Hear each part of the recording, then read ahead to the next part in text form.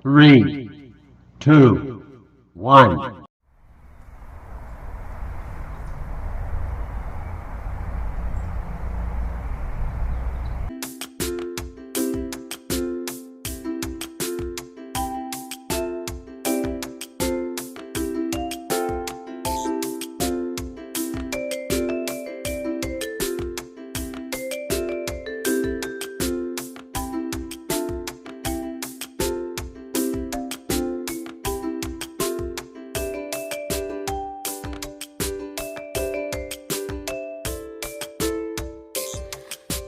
Assalamualaikum warahmatullahi wabarakatuh.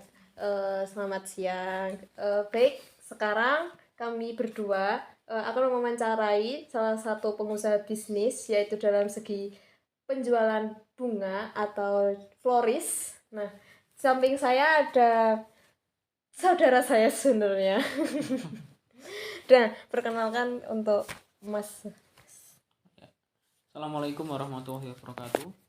Perkenalkan, nama saya Bagas Purbadika dari Bandungan, RT 5 RW 2, Ngasem Lor, Kecamatan Bandungan, Kabupaten Semarang. Ya, di sini saya sebagai pengusaha bunga. Awal mula tahun pembuatan usaha bunga itu tahun 2002 bulan Januari. Setelah saya menikah, baru mulai rintisan usaha untuk floris bunga di daerah kawasan Kudus dan Pati, baru saya mulai bersama istri. Berarti awal mulanya ini bisa dikatakan kalau ini adalah usaha turun-temurun. Bukan turun-temurun, cuma ranahnya berbeda. Kalau orang tua kan di petani lah. Yeah. Untuk konsep usaha saya itu di penjualan. Di penjualannya nanti untuk pencarian customer saya sendiri. Oh, berarti saudara sebagai pemasar. Iya, gitu ya. pemasar. Iya. Ya. Kan sebagai pemasar, sebagai dari keluarga yang penjual bunga juga, pasti tahu lah sedikit cara gimana perawatannya. Ya, memang kalau bulan penjualan bunga kan dalam per tahunnya tidak semua bulan itu rame. Yeah. Seperti bulan puasa, bulan suro, itu pasti menurun atau bisa dibilang sepi untuk penjualan bunga. Yeah. Jadi ya ketika bulan-bulan sepi itu saya ya ikut ke sawah, ikut merawat bagaimana perawatan bunga dari mulai pembenihan, terusan pembesaran, sampai panen juga banyak sedikitnya sudah tahu lah. Dari proses pembenihan ke pembesaran pasti ada yang namanya pemupukan atau pemupukan itulah. Yeah. Kalau boleh tahu itu membuat sendiri atau beli pupuknya? Untuk jenis pupuk yang dipakai dari pupuk daun sampai pupuk tanah itu ada beragam. Dari pupuk kandang juga untuk tanah ya. Untuk tanah itu ada dua pupuk. Untuk pupuk kandang alami dan juga pupuk kimia. Pupuk kimia kalau di sini untuk bunga itu lebih cocok, lebih bagusnya pakai pupuk Ponska. Kalau pupuk kandangnya itu ada dua, dari kotoran ayam dan juga dari kotoran kambing. Nanti itu di mix, dicampur, nanti baru di pengaplikasian. Untuk pupuk kandang itu pengaplikasiannya sebelum tanaman ditanam di tanah. Jadi waktu pembuatan lahan untuk untuk menanam bunga lah, lahan itu dicampur dengan pupuk kandang dulu. Lah pengaplikasian pupuk kimia itu nanti setelah tumbuhan mulai agak tinggi baru dikasih.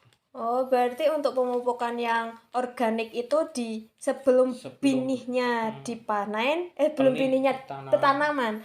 Dan untuk pupuk yang kimia untuk pembesaran itu tadi. Oh. Untuk pemaksimalan. Ya.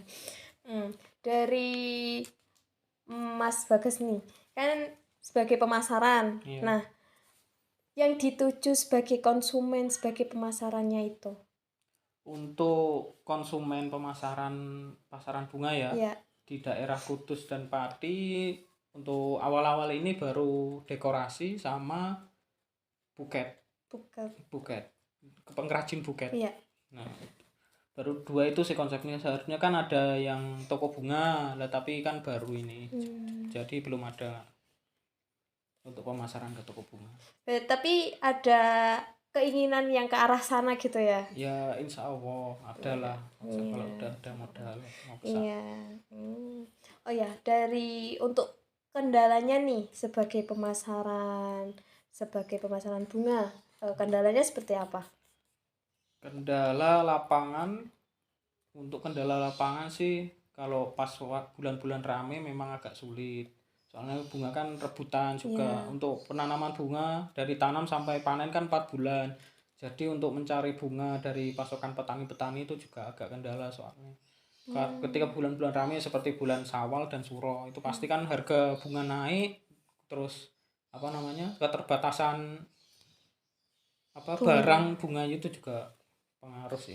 Terus untuk harga kan juga termasuk ada kendala juga. Kalau pas harga naik, harga sampai satu untik satu ikatku 40 ribuan, 45 itu juga tidak bisa mengambil keuntungan banyak.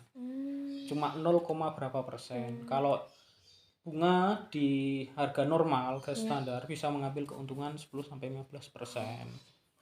Berarti kalau di bulan-bulan tertentu harga naik, perebutan barang konsumennya, habis itu peningkatan konsumen juga naik.